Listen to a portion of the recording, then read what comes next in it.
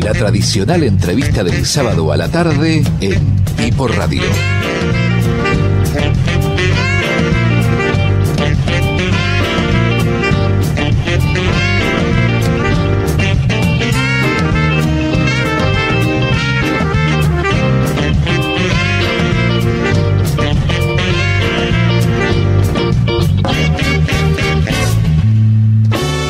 Seguimos en esta tarde de sábado, ahora con nuestro entrevistado de todos los sábados, para, desde un lugar distinto que el habitual, poder conocer cómo marchan algunas de las cosas que ocurren en Buenos Aires. Estamos con el arquitecto Gabriel Fiorito, es docente en Historia de Arquitectura 1 de la Universidad de Buenos Aires entre el 92 y el 97, actualmente es titular de la Cátedra de Tecnología Constructiva 1 en la UADE y es socio gerente de la empresa constructora Gedico Sociedad de Responsabilidad Limitada.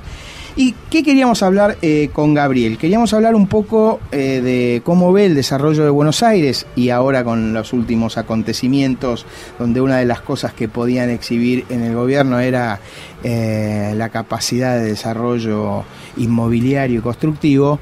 Pero para ir rompiendo el hielo, siempre nos gusta, para que la gente vaya conociendo. Gabriel, ¿a qué colegio primario fuiste? Buenas tardes. Qué educado que es Gabriel, vieron que por lo menos saludan, no son como ustedes, que es gente de otra categoría. Buenas tardes. Muy bien, muy bien. Ahí sí me gusta. Fui al Instituto Don Orione. Don Orione. Sí. Que quedaba en Lugano. En Lugano. ¿En ese instituto de primario y secundario hiciste? No, el secundario... O sea, ya te echaron. Empecé en secundario, pero después me fui al Otto Krause. Al Otto Krause. Sí, y me recibí en el Otto Krause de técnico. De técnico. Y hincha de San Lorenzo. Mucho más de lo que debería. ¿Sufrís por San Lorenzo? No, lo disfruto permanentemente. Y a veces lo disfruto menos. La rivalidad te un optimista. Claro. Lo disfruto Su hermano lo dirigió a San Lorenzo. Sí, claro. Sí. ¿Qué decía así por lo bajo de San Lorenzo? ¿Fue feliz ese tiempo? Sí, ¿Lo trataron bien? Cosas buenas. Sí, no, espere, no sé, usted es el entrevistado, no se puede meter. Sí, lo trataron bien, le gustó. ¿Volvería? Sí. No sé, usted como hincha de San Lorenzo, ¿lo volvería a recibir? No, hizo una gran campaña. Espere, déjelo decir yo hincha de San Lorenzo. Creo que estuvo un par de años antes de lo que debería haber estado.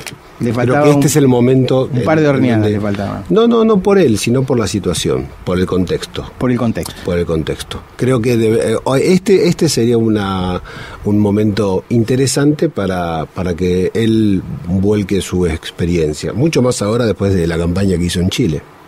Igual ese año fue un año complejo porque fue el último año de la transición del fútbol argentino y del fútbol internacional. Y San Lorenzo tuvo una gran desventaja con respecto a Lanús, que fue el otro competidor, que fue la Copa Libertadores y la cantidad de partidos. Yo me acuerdo que perdieron un partido con Quilmes y le dio 4 días de licencia a los jugadores. Ese día se cumplían 60 días corridos que jugaban 3 veces por semana ininterrumpidamente. Sí. Cosa que en ningún lugar del mundo pasa eso. Ahora que la Copa Libertadores es anual, en ese año fue el año de la Copa Sudamericana aniversario, entonces estaba todo recontra comprimido. Entonces San Lorenzo llega a jugar esa final con el equipo con por lo menos 6-7 partidos más que Lanús. Lanús clasifica 4 fechas antes, había una diferencia física que era inalcanzable. Pero salió primero de la zona, ganó la Supercopa. Bien, escúcheme, ¿quién lo hizo hincha de San Lorenzo, Gabriel? Un amigo del barrio. No. Eran pocos porque... No, éramos muchos realmente. Y somos muchísimos. Claro. Sí. Escúcheme, no sé si San Lorenzo no es el tercer equipo, En hinchas. Lo es. Yo para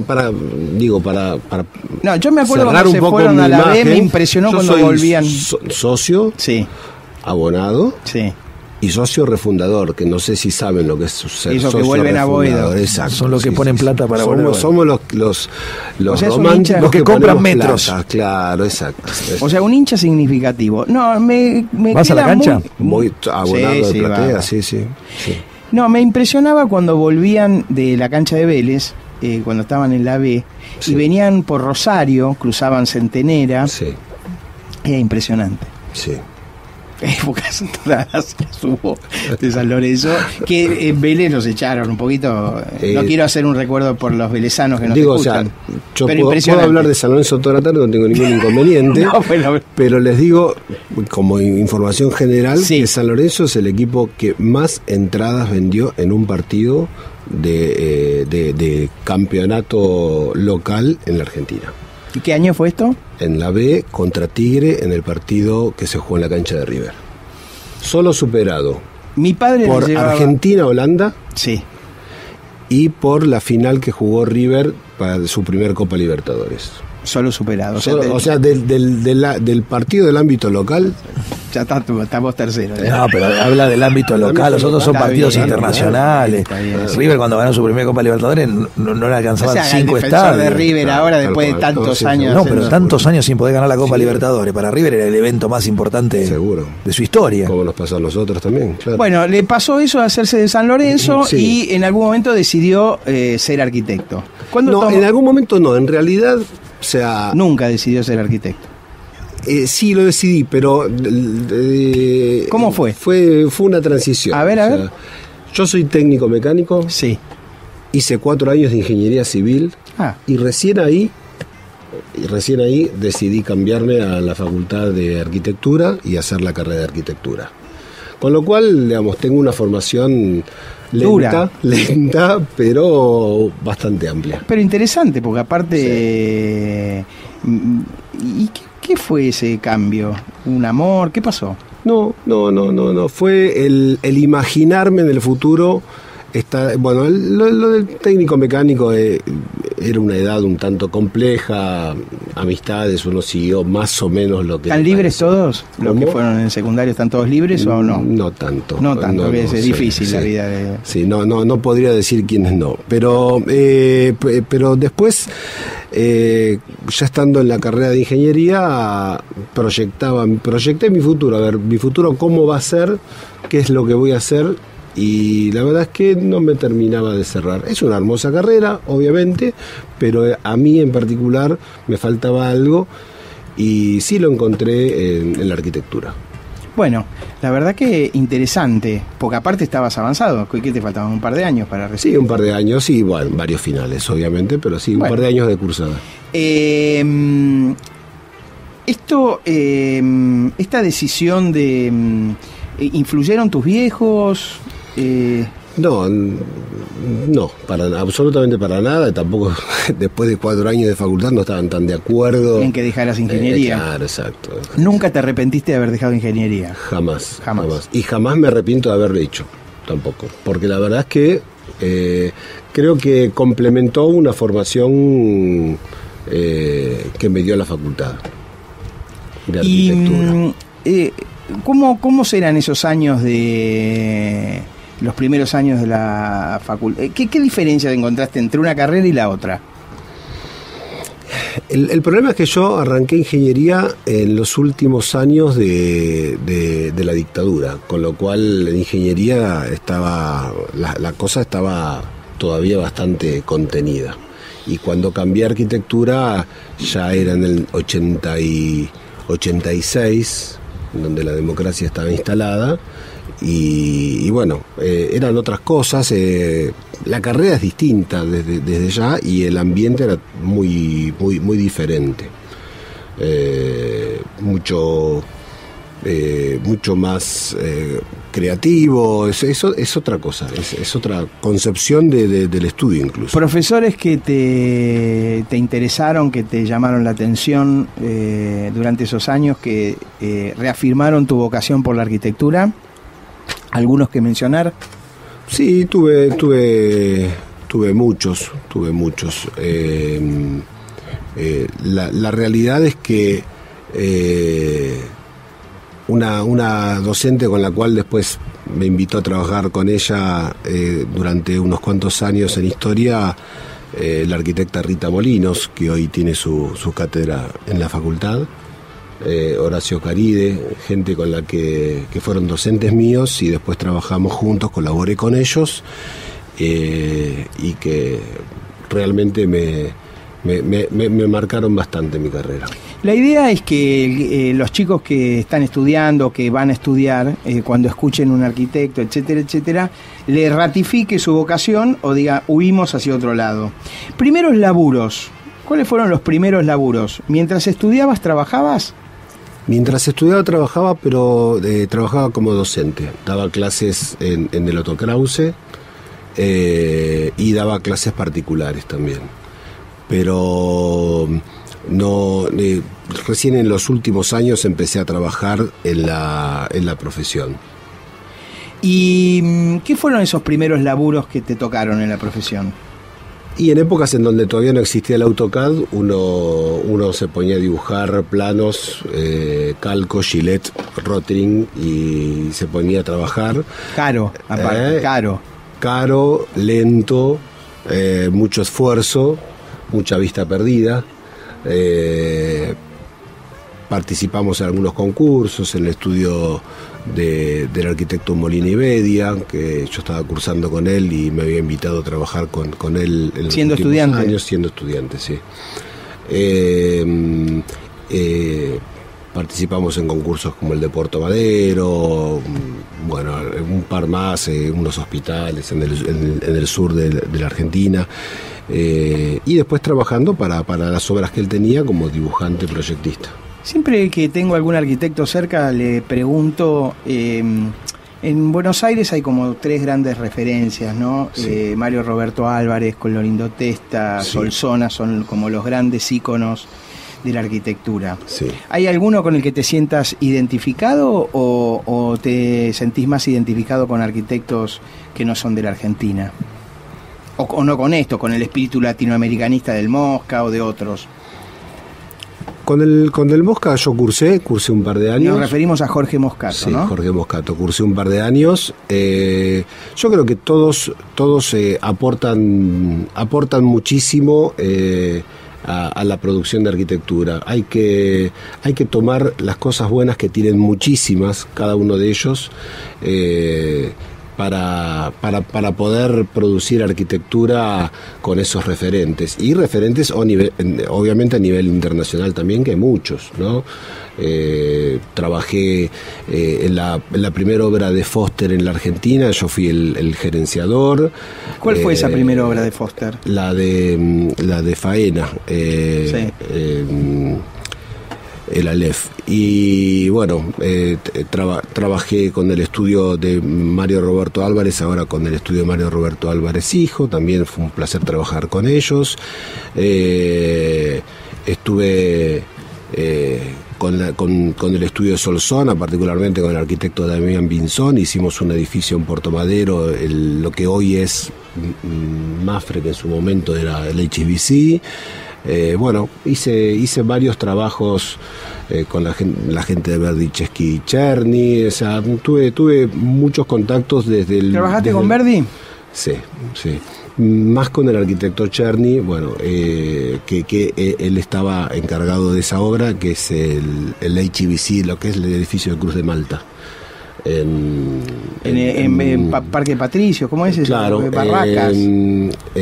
Parque Lezama, enfrente al Parque Lezama. Parque Lezama, claro, sí. Precioso quedó. ¿Ese quién lo hizo?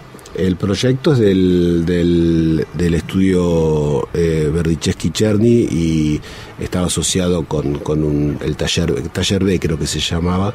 De ellos era el proyecto. Y fue un proyecto complejo, interesante, porque arrancó siendo algo que se iba a alquilar y después en el medio del proceso cerraron la negociación con la gente del HBC para hacer su back office. Y bueno, hubo toda una reconversión del edificio para adaptar a los requerimientos y todo había que hacerlo obviamente dentro del mismo plazo. No, te quiero hacer una pregunta. A veces uno mira esas obras, que es la recuperación de esas fachadas, como la de Cruz de Malta, el mantenimiento de un estilo modernizado adentro con normas de seguridad y de calidad actualizadas, etcétera, etcétera. Pero detrás de eso a veces, y lo hemos conversado quizás personalmente alguna vez, no hay una cultura del reciclado y el cuidado de grandes obras de arquitectura que se van perdiendo. Por ejemplo, recuerdo el último Petit Hotel de Caballito en la calle Chaco, Sí. que tenía unos mármoles, unas maderas, eran 2 pisos maravillosos, que había una vieja academia de inglés, y eso lo tiraron abajo por 8 pisos de durloqueado, viste, que vos decís, pero no puede ser que no haya nadie en el Estado, básicamente, que haya recuperado ese edificio para miles de actividades que el Estado podría haber hecho desde una comuna, etcétera, etcétera. Justo quedaban Chaco y Cenillosa, Claro. Donde Sí, lo recuerdo. un edificio maravilloso, verde inglés. No, es muy difícil, realmente hay muchos ejemplos en donde la pelea, entre comillas, es bastante ardua. Los inversores tienen su poder y bueno, y a veces pesan mucho más que otro tipo de decisiones, la inversión, por eso está el tema de tomar ciertos edificios y darle un cierto carácter.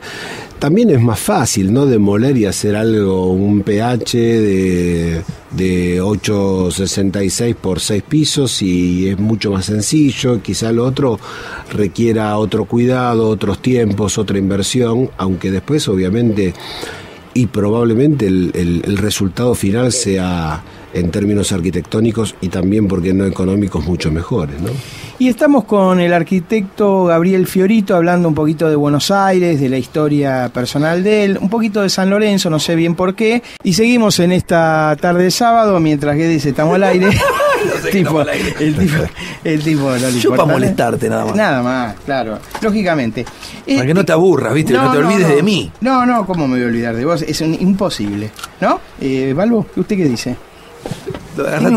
Tiene una presencia, Guede. No sé por qué hablamos de vino en el corte. ¿Será porque está usted? Está triste con la noticia que le diste ayer. Ayer lo mataste cuando La caída del vino. la caída de la Pero producción dolor, vitivinícola. Lo primero que hice fue correr al chino ayer a la noche. Por las dudas. A lo de la cenita Lío. ¿Le sacó un precio? Uno que tengo más cerca. Uno más. Claro. Bueno, te quiero hacer una pregunta, Sí. Gabriel.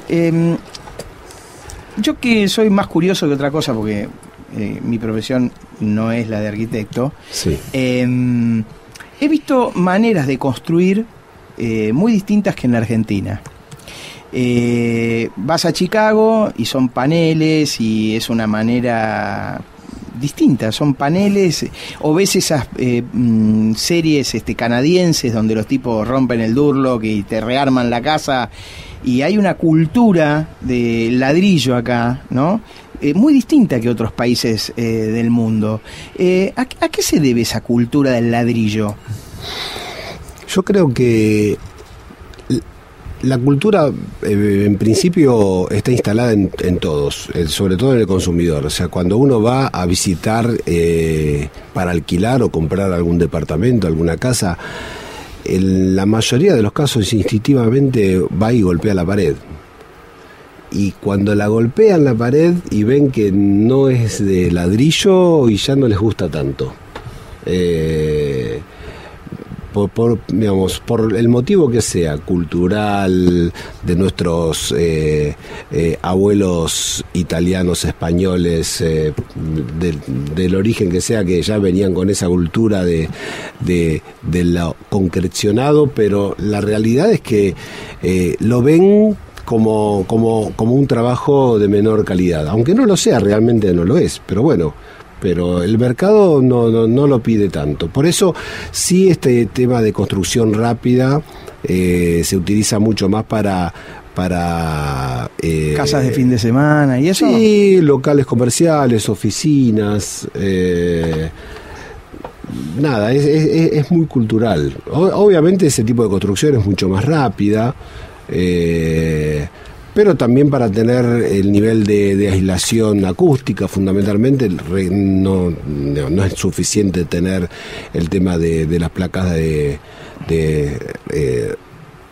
yeso en cada lado, ya tenés que pensar en algún tipo de aislación interna que se puede hacer, que se hace. Yo hice un edificio en Güemes y Coronel Díaz, un edificio muy, muy grande, Promenade Palermo, en donde el interior es todo... arrancó siendo de mampostería y a partir del cuarto o quinto piso, por decisión de los propietarios, lo convertimos a los tabiques de roca de yeso, para no decir la marca. Pero de tirar a la marca, porque a ver si lo suben a Guede a un viaje a Rusia. Sí, en este caso en particular lo hicimos con Durlock, hay otra marca también que es Knauf, y hay dos marcas Guede, anótese. Sí. Durlock y Knauf, claro. Te amplié las posibilidades. Obviamente. Bien. En una Cochi contenta, porque es una columnista nuestra que trabajaba con nosotros y acá damos, vos sabés que los que están sin laburo acá consiguen laburo. Ah, mira. Sí, era una que venía acá a laburar y Cochita. ¿Cómo dice? Venía acá, ¿a dónde? ¿A qué? Pipo Radio, la cobertura de... Muy divertida. Y consiguió laburo, entre varios. Uno que me presentó Balbo, duró menos de 24 horas el tiempo. Bueno, dejo un par de currículums. Me lo va a facturar de por vida, ¿no? No, le digo para que sepa que es como Mirta, un productor damos suerte. Como la gente, con nivel y demás. Bueno, consiguió trabajo y bueno, vino Josefina. Claro. Es lo que podemos. Hasta ahí llegamos. Está enferma, pobrecita. Sí. Gracias.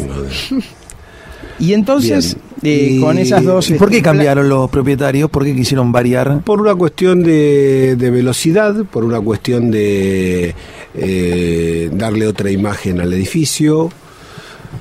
Pero bueno, ahí también te presentás con determinados desafíos, ¿no? Pero vos es una pared de roca de yeso de 30 o de 15. No, eso era un edificio, todo el exterior del edificio ya estaba hecho. No, pero por ejemplo las paredes internas que van con un ladrillo. Sí, correcto. Que es de 15, ¿no? Sí. Que haces una pared de 15 exacto. de ancho de roca de yeso. No es necesario que sea de 15 de ancho, o sea, tiene que cumplir las normativas acústicas de aislación. Okay. Claro. Pues la solera es más chica. Claro, exacto. Sí, tenés 10, sí, podés hacerla doble. Claro. Bueno, pero también te encontrás con otros desafíos, o sea, la pared que da al pasillo común, no, por más que tenga roca de yeso, no, la tenés que proteger con algunas cosas. ¿Hay boom inmobiliario? Hay necesidades inmobiliarias en realidad. O sea, boom inmobiliario, ¿en qué sentido lo decís? Esta cosa que se construye, viste que están en la discusión del nuevo código de planificación o de planeamiento urbano, las nuevas pautas, los 12 pisos, toda esa historieta que es más o menos, porque eran los lugares donde no se podía, ahora se puede, etcétera, etcétera. La pregunta es, hay quejas de los vecinos, por ejemplo en Caballito, correcto. Vos sos de esa zona, donde los grandes emprendimientos, acá teníamos un columnista que esperemos recuperarlo, que decía no son desarrollos, son arrolladores,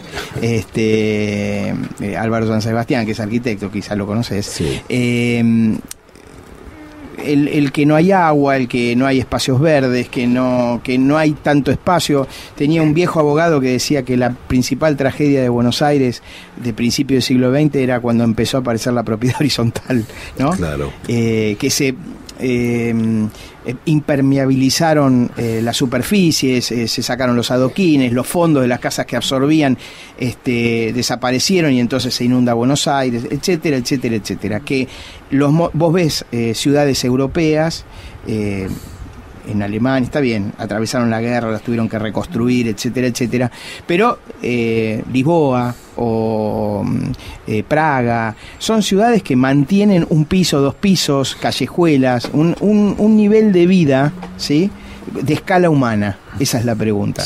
Y los grandes edificios que después tienen amenities, como les gusta decir ahora, tienen Zoom y tienen todas esas cosas, dejan de tener una escala humana en un punto. Vos como arquitecto, que sos un tipo que defiende su profesión, ¿qué opinás? Sí, yo creo que la discusión arranca desde pensar la ciudad en un todo. O sea, no podemos pensar la ciudad solo en un edificio. no podemos pensar la ciudad solamente en decir, bueno, tengo casitas bajas o tengo grandes torres de vivienda. La gente también quiere vivir cerca de donde se mueve. Entonces, si no repensamos la ciudad, primero, o sea, si el abastecimiento de agua o las cloacas no dan abasto, la solución no debería ser no construyo, la solución debería ser invertir en las cloacas, invertir en el agua, invertir en instalaciones eléctricas, etcétera. El problema, ¿quién lo hace? El Estado. O sea, el que planifica una ciudad debería ser el Estado, obviamente con asesores, o sea, con equipos interdisciplinarios, no solo ni arquitectos ni ingenieros, interdisciplinarios. Hay que repensar la ciudad desde los espacios verdes, desde el transporte público. Hoy tomás el plano de la ciudad y hay zonas en donde hay superpoblación de colectivos, por ejemplo, que muchos hasta coinciden en un 60 o 70% en su recorrido, claro. ¿Sí? Y hay lugares de la ciudad donde no tenés colectivos. Entonces, y a la gente se la está, a través de un montón de cosas, desde aumentarle estacionamientos, etcétera, etcétera, incentivando a que tome el transporte público. Y la verdad es que hay lugares en donde no hay transporte público, no los tienen cerca, no son cómodos, y bueno, hay que repensar todo eso. ¿Y por qué la ciudad tiene que terminar de ser pensada hasta la General Paz? O sea, hay que pensar en algo que realmente sí. Que una y que de alguna manera establezca un diálogo mucho más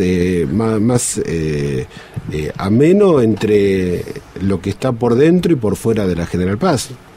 Pero yo pienso, ¿no? Cuando Pi cuenta esas ciudades, ¿no? Cuando vos ves, por ejemplo, no sé, París o ves Roma, primero que tienen una cantidad de años de desarrollo que es incomparable con la ciudad de Buenos Aires, que tiene menos de 200 años. Punto uno, eso. Y otro es, yo no sé si esas ciudades tienen el mismo efecto que tiene la capital, o sí, la ciudad de Buenos Aires, que por día es una ciudad donde entran cientos de millones de personas a trabajar, apropian todo el mobiliario urbano, los medios de transportes, los servicios públicos, todo, y se van a vivir a otro lugar donde viven y pagan sus impuestos, comen, se desarrollan como familia, etcétera, etcétera. Ese fenómeno diario de migración, ¿no? De tanta cantidad de gente, tanta cantidad de coches que utilizan el asfalto, los medios de transporte, genera una ciudad como que no tiene a veces todos los recursos que debería tener, por más que sea la ciudad más rica de Argentina, respecto de toda la gente que ingresa. También es una discusión con el conurbano, ¿no? De quién se hace cargo. Pero la discusión también debería ser ¿por qué tienen que venir todos a trabajar acá? ¿Por qué todo tiene que estar acá? Bueno, o sea, forma parte de ese pensar la ciudad. Pero entonces yo no hablo el transporte está construido para que todos vengan acá. Todo, desde los trenes, colectivos, los subtes. Recién ahora la línea H que está cosiendo, ¿no? Norte-sur, un poquito. Sí, pero los trenes terminan todos acá. Claro, pero la General Paz está saturada. ¿Por qué? Porque es uno de los pocos medios que tenés para ir del norte a sur. No, pero General Paz, la Richeri, la autopista Buenos Aires-La Plata, son como... todos los caminos llegan al microcentro, entonces entran por día, no sé, ahora, no quiero decir, pero 5 o 6 millones de personas, una cantidad impresionante que viene de cualquier manera, se apropian de la ciudad y después se van a vivir a sus pueblos, a sus barrios, y pagan sus impuestos en esos lugares, no pagan los impuestos de la ciudad. Y la ciudad tiene que solventar económicamente todo ese ida y vuelta todo el tiempo, ¿no?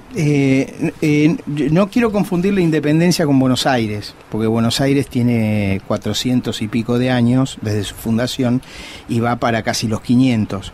El obelisco, que es de 1936, se erigió para festejar los 400 años de Buenos Aires, anterior a la nacionalidad argentina. Lo digo por los 200 años. Sin embargo, París, Roma, Barcelona, Madrid, son ciudades planificadas. y esa es, me parece, la gran diferencia, y que excede la planificación al tema físico que plantean los arquitectos, porque el saber por de eso hablaba de equipos interdisciplinarios. Y por eso Guede hablaba de incorporar el conurbano bonaerense en esta gran planificación. Claro. Hace muchos años que hay una teoría que me parece interesante para debatir, que es que haya una autoridad metropolitana que exceda la General Paz, sí. ¿no? Hay lenguas del conurbano bonaerense que entran por Soldati, Lugano a la Ciudad de Buenos Aires, y lenguas de la Ciudad de Buenos Aires que llegan hasta Tigre, Vicente López en la zona norte. Pilar. Entonces yo lo que quiero decir es lo siguiente: me parece que cualquier ciudad, cualquier comunidad, sean los modelos de satélites como en París, los arrondissements, etcétera, etcétera, requieren de una planificación. Absolutamente. Y la crisis del agua en Caballito, por ejemplo, y hay referencias que se van perdiendo. San Lorenzo para Boedo, Ferrocarril Oeste para Caballito, Vélez Sarsfield para la zona de Liniers y Villaluro. Pero San Lorenzo no es de Almagro. También. No. Nació en Almagro, pero es Boedo. Nació en Almagro. Nació en Almagro por el cura. ¿Cómo era que se llamaba? Por Padre Lorenzo. Sí, por la iglesia. 33 Orientales y México. Claro, y no me puedo acordar el cura cómo se llamaba ahora. Después el ya padre Lorenzo. El padre Lorenzo más, ahí está. Usted es estudiante de La Plata, algo que me está corrigiendo. Bueno, Estudiante de La Plata también está haciendo su estadio nuevo. Claro. No, pero no quiere jugar más en el Estadio Único, eso sí. Interesante, no, pero él coincidió con algo que siempre dice el inspector. Sí. Sobre todo en los el inspector es un columnista que tenemos ahora que es inspector de verdad y no puede... Es un crítico. Claro, es muy crítico. Y conoce bastante bien la ciudad de Buenos Aires y hace la misma referencia que vos, que hasta que no mejore el transporte público, pero no la capital, sino que incorpore el conurbano, esa va a ser una gran solución para moverse en la ciudad y para que la gente pueda entrar y salir sin mayores inconvenientes. En la última década se deben haber patentado más de 1 millón de autos por año. Ese 1 millón de autos por año entra por la General Paz, que se hizo la década anterior. La Panamericana ampliada con el peaje, todo se hizo antes de la última década, donde se vendió más de 1 millón de... Entonces vos armás una autopista para X cantidad de autos y después, una década después, se ven 10 millones más de autos. Con razón, toda la mañana vos escuchás las noticias. La noticia es que algún día no esté parada, pero vos ves todo en rojo, viste que ahora los programistas, el Waze te puede seguir todo en rojo, pero es imposible. La General Paz la ensancharon. En el 2005 estuve trabajando en el DF, en México, ¿sí? Lo que nosotros sufrimos hoy acá, ya del 2005 era mucho peor en el DF, o sea... No, y con la contaminación... No, sácale eso. Sácale eso, o sea, el problema de tránsito era yo creo que si ibas caminando hacías más rápido, claro. ¿Viste? Era bueno, pero... Hay que sentarse, hay que darle soluciones. No nos podemos quedar en la queja y decir, mira, pasa esto, qué barbaridad, no vendamos más autos. No, o sea, no dije eso. No, está claro, pero digo... Igual no son 1 millón de autos. Hicieron 1 millón de autos, se exportan casi la mitad. Se patentaban 1 millón de autos por año que otro que llegaron al millón, no, de promedio nunca, no. Hubo años que festejaron el millón de autos, creo que fue una... Producción de autos. Que patentaron el millón de autos, pero no en 10 años no hubo nunca ese promedio. Lo sueñan los fabricantes. Lo que pasa es que lo que está hablando el arquitecto, de alguna manera hay un dato. Para cualquiera de esas soluciones es muy probable que exceda un mandato de un político. Entonces, sí, claro. Entonces no empiezan esa solución, me parece a mí, porque después no pueden cortar la cinta. De ahí viene uno de los problemas. Igual tenemos mucho río, podemos conectar el norte a partir del río, con barquitos. Bueno, el río se ve que seguimos con este debate. Vamos a la tanda, volvemos en un ratito. Estamos con el arquitecto Gabriel Fiorito hablando de Buenos Aires y de un poquito de cómo debemos pensar las ciudades. Clipor Radio, con Juan José Pi de la Serna. Sábados de 17 a 19. Por Radio UBA, FM 87.9. Clipor Radio, con Juan José Pi de la Serna. Sábados de 17 a 19. Por Radio UBA, FM 87.9.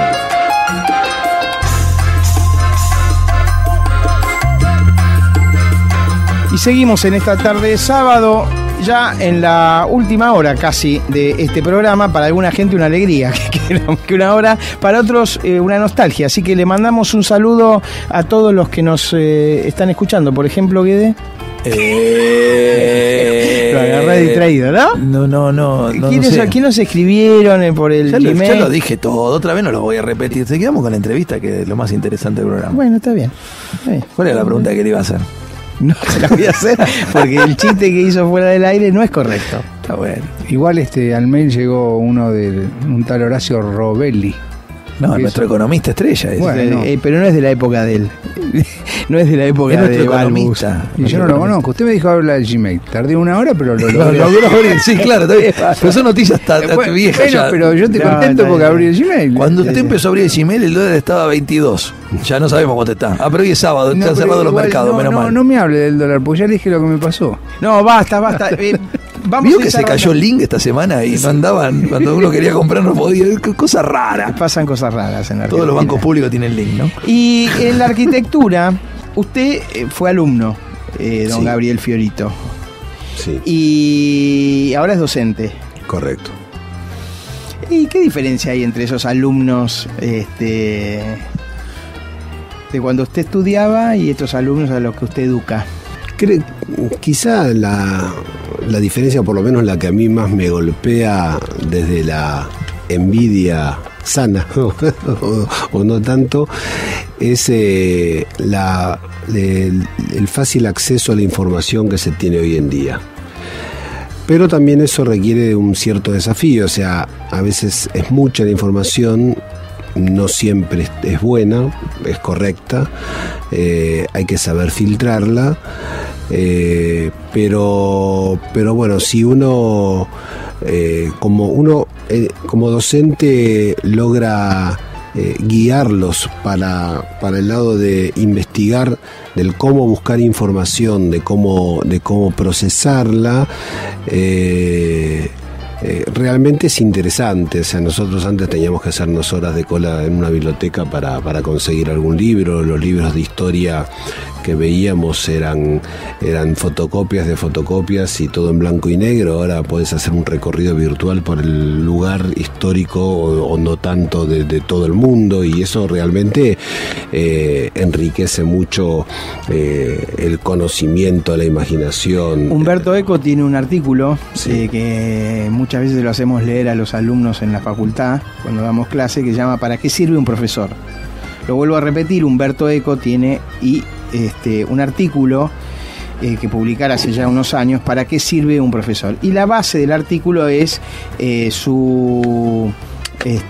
importancia de un docente con respecto a que los chicos tienen acceso a través de internet de un montón de información, y cómo un profesor se revaloriza frente a internet, porque vos podés saber cosas y datos. Ahora, relacionar esos datos y ponerlos en contexto, eso lo hace solamente un profesor, ¿no? Correcto. Y en el caso nuestro, en este caso yo en particular estoy dando una materia como Construcciones 1, que para los que no saben es construcción tradicional, en donde hay nuevos materiales, hay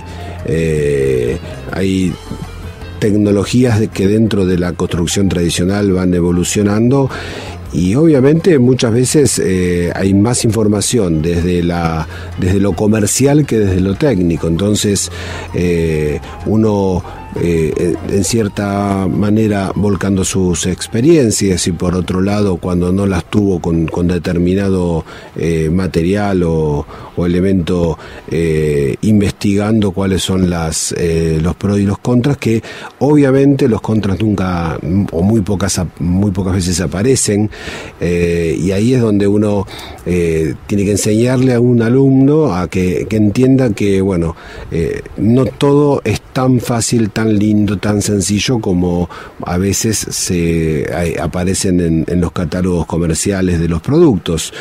No es que se mienta ni que se oculte, pero bueno, uno tiene que saber preguntarle a quien le viene a ofrecer determinado producto, como para poder rescatar toda la información. No para no comprarlo, no para no utilizarlo, sino para tomar precauciones y tomar ciertas medidas para evitar caer en esos problemas, ¿no? Básicamente es un análisis bastante crítico, en este caso en particular, sobre temas de materiales, sistemas constructivos, métodos de construcción. ¿Volverías a estudiar arquitectura? Sí. ¿Y además, te hubiera gustado estudiar algo que no estudiaste? Muchas cosas. Perfecto. Muchas cosas. O sea, desde música hasta bueno, economía e historia. Mira, me fui por todos lados.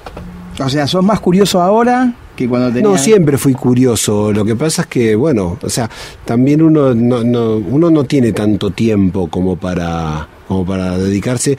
Lo que sí, siempre fui bastante obsesivo u orgulloso y de querer hacer las cosas bien, entonces requería una cierta profundización en lo que estaba haciendo, lo cual implicaba tiempo, y bueno, no había tiempo para otras cosas. De hecho, estudié música, pero bueno, tuve que dejar. Me gusta mucho el deporte, pero la realidad es que, por suerte, hay muchas cosas que todavía tengo ganas de hacer. San Lorenzo anda buscando un enganche, ¿no? ¿Cuánto hubieras dado por hacer un gol en el viejo gasómetro? Bastante. Pero bueno, vamos a volver, no hay problema. Vamos a volver. Fue Gabriel Fiorito, nuestro arquitecto entrevistado del día de hoy. ¿Estuviste cómodo? Muy cómodo, qué muy lástima, lindo todo. Qué lástima, nosotros sí. Nosotros la verdad que la han fracasado porque no, si se habían propuesto que esté incómodo, no lo logramos. No lo logramos. Sí. Bueno.